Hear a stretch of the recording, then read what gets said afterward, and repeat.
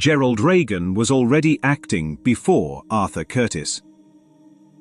One of the coldest episodes of The Twilight Zone is Season 1, Episode 23, A World of Difference. Episode 23, A World of Difference. And the brilliance of the episode begins before the story even starts. Because notice what the title does not say. It does not say, a different world. That would imply two actual realities standing apart from one another. But a world of difference means something entirely different. A world built from distinctions. A world constructed from labels. A world made from categories, comparison, contrast, and identity. That is the ego's entire perceptual system. This versus that. Success versus failure. Actor versus businessman. Sane versus insane. Gerald Reagan versus Arthur Curtis. The entire episode unfolds inside the machinery of difference itself.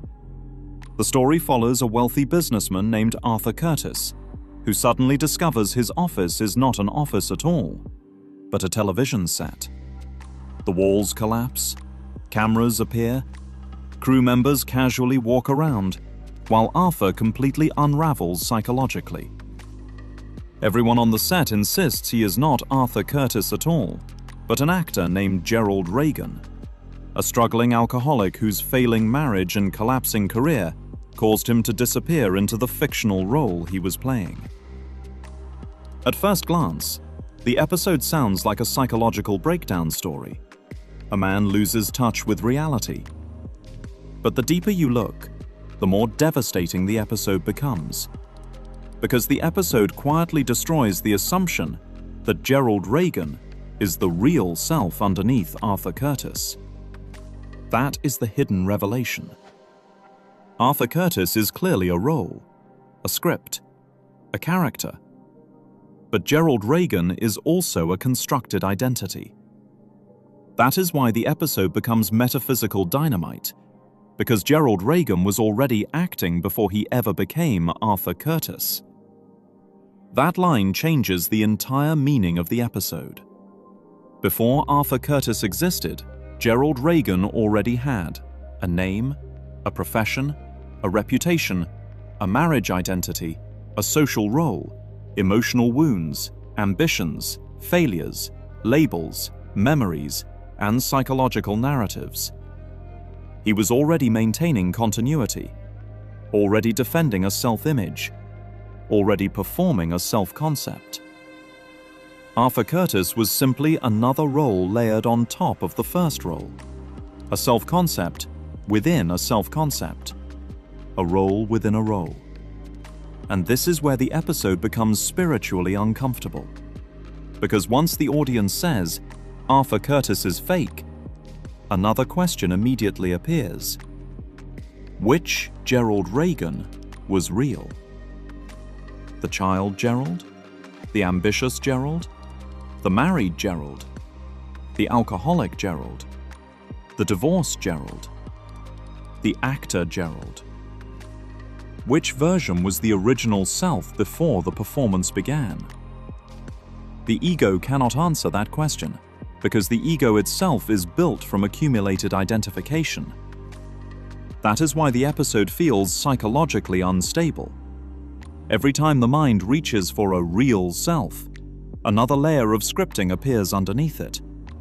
And the episode gives this away symbolically through the script itself. Arthur's manager literally tries to hand him the script. Look, here it is. But Arthur does not want to see it. Why? Because if he sees the script, the illusion of originality collapses. The personality begins looking mechanical instead of personal, conditioned instead of self-created, programmed instead of authentic. That scene is unbelievably symbolic. The manager is effectively saying, look at the source of the character. Look at the structure generating the identity you think you are. Look at the lines you inherited and the gang calling me. But Arthur resists with fear. Not curiosity, fear. Why? Because to the ego, identity collapse feels like death. That is why Arthur starts crying when they tell him he is not Arthur Curtis. If the self-concept were natural and eternal, there would be no panic. But Arthur reacts as though existence itself is dissolving. That is pure ego terror. And the deeper symbolism becomes even colder when everyone on the set remains calm except him. The director is calm. The actors are calm. The crew is calm. The manager is calm. Why? Because they know Arthur Curtis is a role. Only Arthur believes the role is himself. That is the entire ego structure. The ego does not merely play roles. The ego forgets they are roles. That is why the others can see clearly while Arthur cannot. They have distance from the character. Arthur has fusion with the character. He is too close to the tapestry to see the weaving. The crew can stand back and see the entire structure. Arthur only sees the thread touching him. My office, my wife, my memories, my life. That is why the evidence does not matter to him. 10 people can say, "You are Gerald Reagan." The walls can collapse. The cameras can appear. The manager can hold the script in his hands. But Arthur still insists, "No, I am Arthur Curtis." Why? Because the ego does not determine truth through evidence. It determines truth through identification. And that mirrors ordinary life perfectly. People are constantly handed evidence that identity is unstable. Beliefs change, personalities change, goals change, emotions change, bodies change, roles change. Yet the mind keeps insisting, this changing structure is me. That is Arthur Curtis. The manager knowing the truth is also symbolic. Why can the manager see it? Because he relates to Arthur as a role being performed, not as an ultimate identity. That is the difference between witnessing and identification. The witness can observe the role. The ego becomes the role. And this is why truth always appears calm while illusion appears anxious. Truth does not need reinforcement. Truth does not require defense. Truth does not panic when identities are questioned. The anxious one is always the identified one. Always. Because anxiety is the emotional signature of threatened self-concept. That is why people defend identities so emotionally. Political identities, religious identities, career identities, relationship identities, trauma identities, victim identities. The ego treats self-concepts the way children treat toys. Don't take this away. This is mine. This is who I am. And what Gerald Reagan calls escape reveals the entire mechanism. The story says he escaped alcoholism, divorce, pain, and failure by retreating into Arthur Curtis. But Gerald first had to make those identities real before he could escape them. What is an alcoholic? What is a failure? What is a ruined husband? They are identities fused to experience. The ego turns conditions into selves. Then it suffers beneath the labels it created. Then it searches for salvation through another label. So Gerald escapes into Arthur. But Arthur is still another script, another role, another self-concept. The ego never asks, what is true? It asks, which identity feels safer?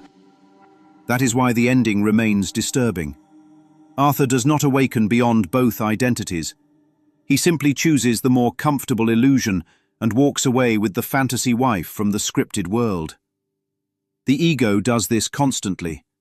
Broken self, successful self, spiritual self, victim self, confident self, healed self. Different masks, same attachment. And perhaps the most devastating part of the episode is this. Everybody on the set already knows it is a set. Nobody is confused except the one identified with the role. The actors know when filming ends. The crew knows when the costume comes off. The director knows the scene is temporary. They hear cut, remove the wardrobe, and go home. But Arthur cannot hear the cut, because to him, the role is not something he is playing. The role is what he believes he is. That is the real horror of A World of Difference. Not that a man confused fiction for reality, but that the self he called real was fictional too.